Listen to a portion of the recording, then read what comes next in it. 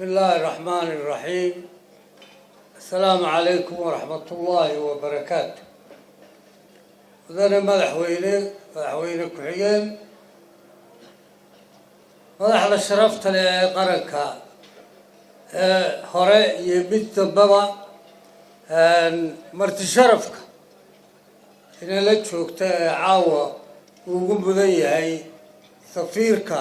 إثيوبيا halkan inooga soo jeediyay habolyada gidigiinba waa salaamantiin waxaan erayga aan leeyahay waxa weeye dadka reer Somaliland ummadda reer Somaliland meel kastaba ha joogeen yar iyo weyn sanad guuro wanaagsan mid khayr qabta Ilaahay inooga dhigo mid soo noqnoqota Ilaahay inooga dhigo همبليو الله تذكر دوبه حديد قوية إلى لتينا والكبر واقع سريس وعن كلوتش على هاي الكلمة الحويني ورد داهري على المرء وردقال كابر ما تكسر على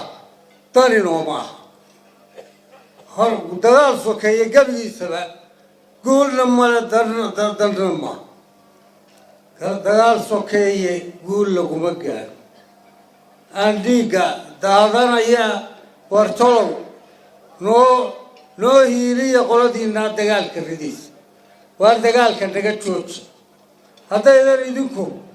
isnowraynin intayada kale dhowra Ilaah baa idinku dhaashay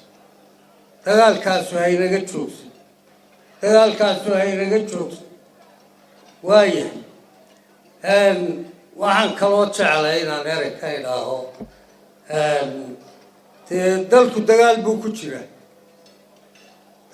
dagaal laynagu khasbay buu ku jira waxaa kaloo igaga daran gubaabada ilaa bisha 15 dhacaysa ee ugu dambeysay kii shalaytee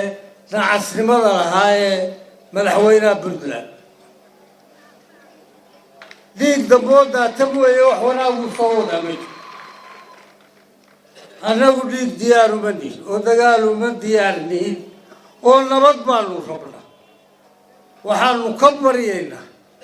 تدوينها ودين كاسوت تليا إنا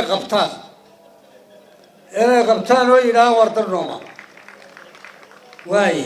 وزير الدفاع بنتلانا كوري توا مغلي سيرو nin hayay loo ciidan urursiya hadalkiisii uga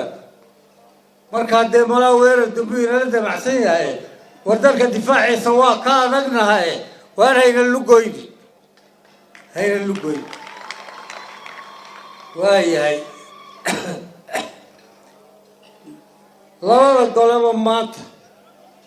labada gole xirtidejinta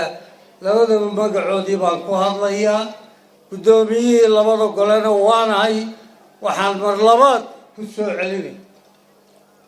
soo celinayaa Ilaahay maanta oo kale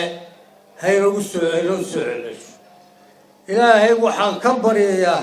inuu nabad inagu siiyo nabad iyo khayr iyo cayninu qabli Ilaahu